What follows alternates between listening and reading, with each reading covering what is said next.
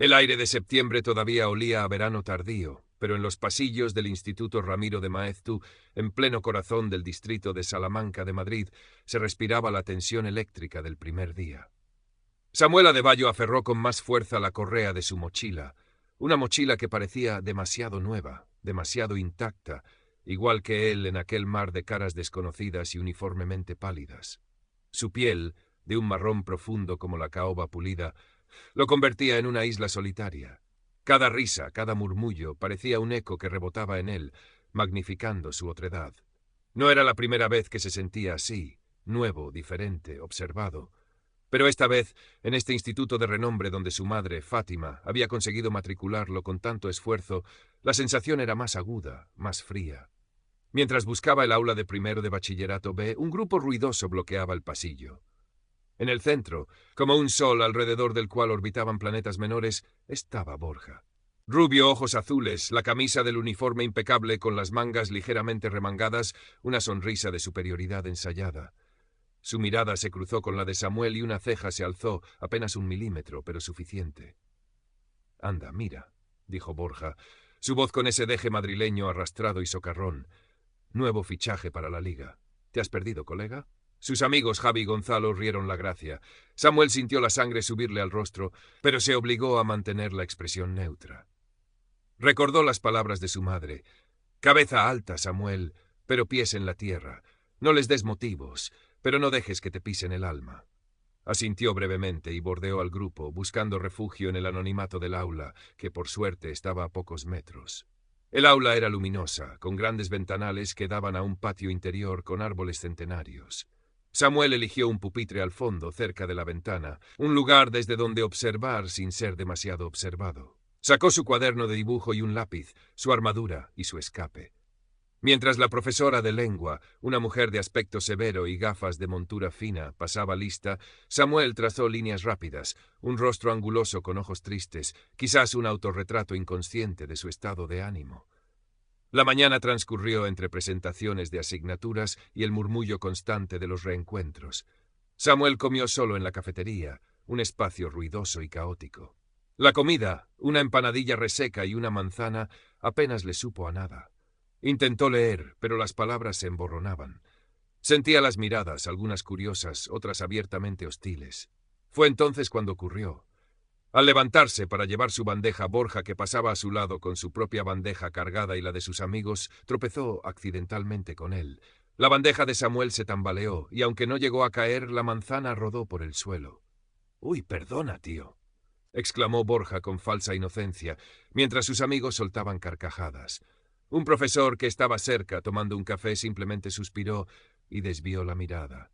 Samuel se agachó, recogió la manzana magullada y sin decir palabra llevó su bandeja.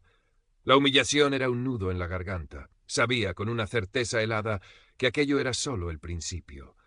Los días siguientes confirmaron sus peores temores. Borja y su camarilla habían encontrado en Samuel su nuevo entretenimiento. Los comentarios se volvieron más directos, más crueles, siempre en voz baja pero audibles cuando él pasaba. Conguito, ¿te aclaras con el castellano? Seguro que este viene de una patera. El becado este cree que puede mezclarse.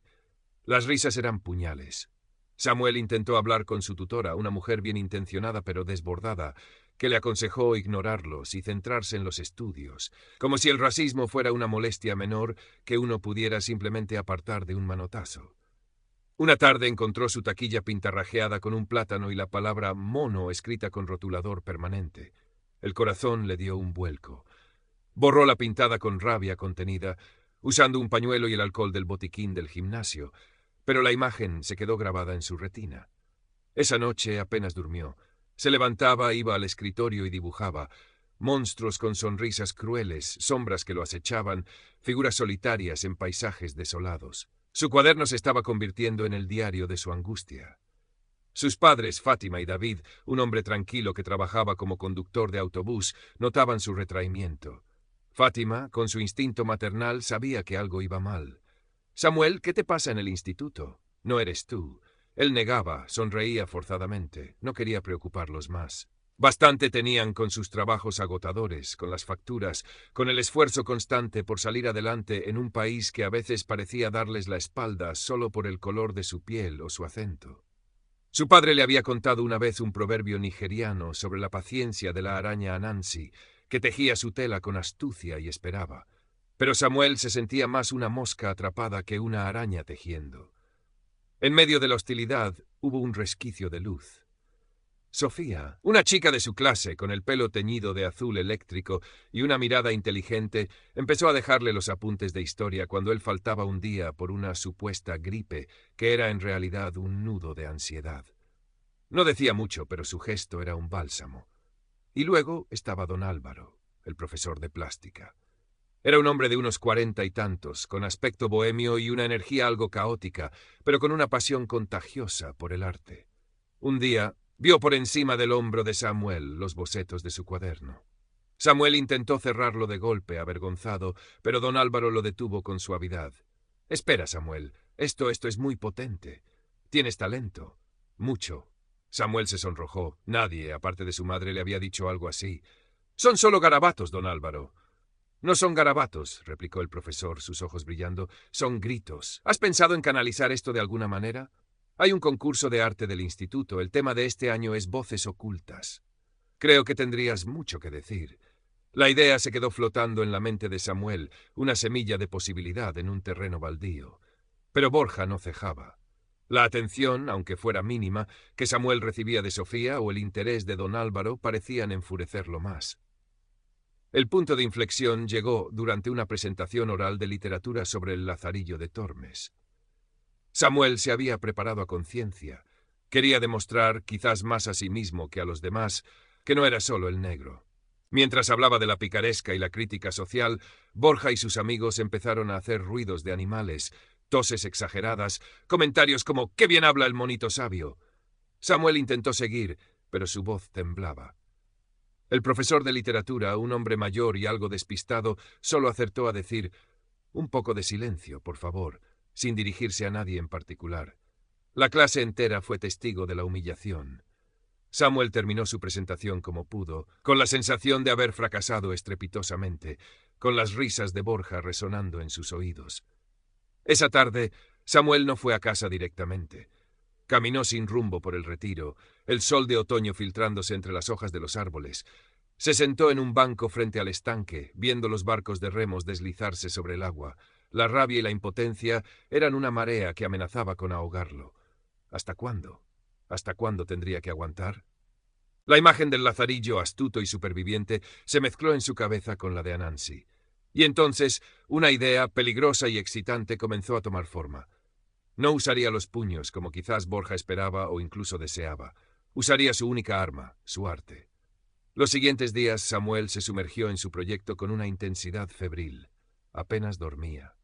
En su habitación, con la puerta cerrada, dibujaba en su tableta gráfica la que había conseguido ahorrar durante 2 veranos trabajando en un locutorio. Creó una serie de viñetas digitales, afiladas y satíricas.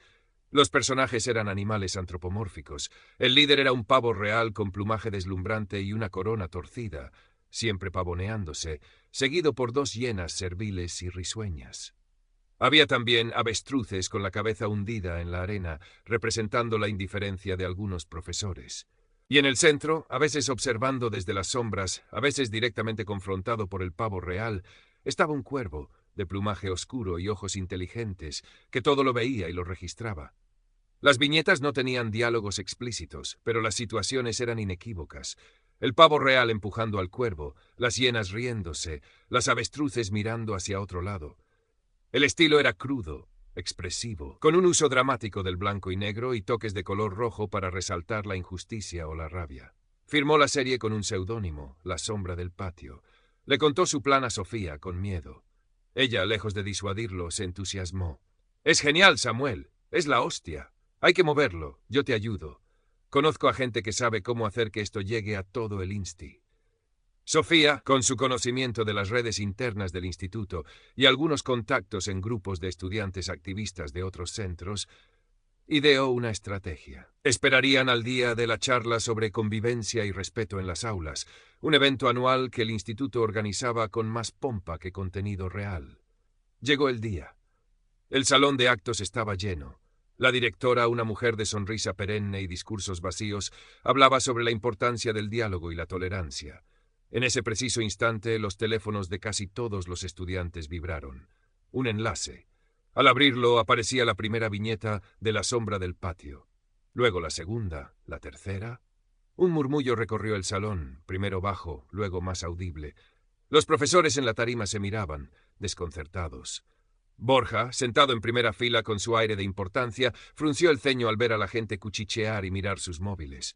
Cuando alguien le pasó un teléfono para que viera las viñetas, su rostro se congestionó. El pavo real era inconfundiblemente él. El caos fue inmediato. Las viñetas se compartían a una velocidad vertiginosa. En los pasillos, en los baños, en el patio, no se hablaba de otra cosa. ¿Quién era la sombra del patio? Algunos reían abiertamente de la caricatura de Borja, otros se sentían incómodamente reflejados en las avestruces. Por primera vez, el acoso que Samuel y quizás otros habían sufrido en silencio estaba expuesto, magnificado, convertido en tema de debate. Borja estaba lívido. Durante los días siguientes se dedicó a interrogar a la gente, a amenazar, a intentar descubrir al autor. Su arrogancia habitual se había transformado en una furia paranoica. «Sé que has sido tú, maricón», le espetó un día a un chico más pequeño y tímido, acorralándolo en el vestuario. Pero esta vez algo había cambiado. Varios alumnos que presenciaron la escena intervinieron. «Déjalo en paz, Borja. Ya no das tanto miedo, ¿sabes?» Incluso Javi y Gonzalo, sus fieles hienas, empezaron a distanciarse, temerosos de que la ira de Borja o el escarnio público los salpicara. La dirección del instituto, ante la magnitud del escándalo, las viñetas habían llegado incluso a algunos padres y a periódicos digitales locales que hablaban de tensión en un conocido instituto madrileño, no tuvo más remedio que tomar cartas en el asunto. Se abrió una investigación para depurar responsabilidades tanto por el contenido de las viñetas como por las situaciones que éstas denunciaban. Don Álvaro llamó a Samuel a su despacho. «Samuel», dijo, con una mezcla de preocupación y admiración, «no voy a preguntarte si eres tú la sombra del patio, pero quien quiera que sea ha demostrado una valentía y un talento extraordinarios. Eso sí, también ha corrido un gran riesgo». Samuel asintió sin confirmar ni negar nada. «A veces, don Álvaro, el mayor riesgo es no hacer nada». El profesor sonrió. «Tienes razón, ¿sabes? La inscripción para el concurso Voces Ocultas sigue abierta. Quizás la sombra del patio tenga algo más que decir, de una forma más oficial». Borja, en su desesperación, confrontó a Samuel directamente en el pasillo, delante de decenas de estudiantes. «¡Has sido tú, puto negro de mierda! Tú has dibujado esa basura para joderme». El insulto racista, tan crudo, tan público, flotó en el aire tenso. Samuel lo miró fijamente y por primera vez no sintió miedo, sino una calma fría. «¿Yo, Borja? ¿Estás seguro? ¿O es que ahora, cuando te ves reflejado en un espejo que no te gusta, necesitas culpar al primero que te parezca diferente? Quizás el problema no son los dibujos, Borja. Quizás el problema eres tú». El silencio fue total. Borja abrió la boca para replicar, pero no le salieron las palabras. Vio las caras de los demás estudiantes, mirándolo no con admiración, sino con una mezcla de desprecio y lástima. Se dio media vuelta y se marchó, encogido, derrotado. Ya no era el pavo real, era solo un chico asustado y lleno de odio. Las consecuencias para Borja no tardaron en llegar. Varios estudiantes, envalentonados por el anonimato inicial de las viñetas y el debate generado, se atrevieron a denunciar formalmente sus abusos. La investigación del instituto, aunque intentó ser lo más discreta posible, concluyó con una suspensión de varias semanas para Borja y la obligación de asistir a un programa de sensibilización. Su familia, preocupada por el escándalo, decidió cambiarlo de centro al finalizar el curso. Su reinado en el Ramiro de Maeztu había terminado. Samuel nunca admitió públicamente ser la sombra del patio, pero muchos lo sospechaban, especialmente Sofía y don Álvaro, quienes guardaron su secreto con lealtad. Para el concurso Voces Ocultas presentó una serie de retratos al carboncillo de diferentes estudiantes del instituto, capturando sus miradas, sus miedos, sus esperanzas. Ganó el primer premio. En su breve discurso de agradecimiento dijo: «Todos tenemos una voz. A veces solo necesitamos encontrar la manera correcta de usarla, o el valor para escuchar las voces de los demás». El ambiente en el instituto no se transformó por arte de magia. El racismo y el prejuicio seguían existiendo. Eran bestias difíciles de erradicar. Pero algo había cambiado. Se hablaba más abiertamente de estos temas. Los que antes callaban empezaban a encontrar su voz. Samuel ya no era el nuevo o el negro. Era Samuel Adebayo, el chico que dibujaba como Los Ángeles, el que había ganado el concurso de arte, el que tenía una mirada tranquila pero firme. Había encontrado amigos de verdad en Sofía y en otros compañeros que admiraban su valentía silenciosa. Don Álvaro se convirtió en un mentor, ayudándole a preparar su portfolio para la Escuela de Bellas Artes. Una tarde, meses después, mientras guardaba sus cosas para irse a casa, Fátima lo esperaba en la puerta del instituto. Lo abrazó con fuerza. «Estoy tan orgullosa de ti, hijo mío», Samuel sonrió. Sabía que su madre intuía mucho más de lo que él le había contado. Miró el patio del instituto, ahora bañado por la luz dorada del atardecer. Ya no se sentía una isla. Había encontrado su voz, su fuerza, no en los puños, sino en el trazo de su lápiz, en la inteligencia de su arte. Abrió su cuaderno. En una página en blanco comenzó a esbozar una nueva imagen, un cuervo alzando el vuelo, sus alas oscuras recortadas contra un cielo lleno de posibilidades. La lucha continuaba. Sí, pero Samuel Adebayo estaba listo para volar.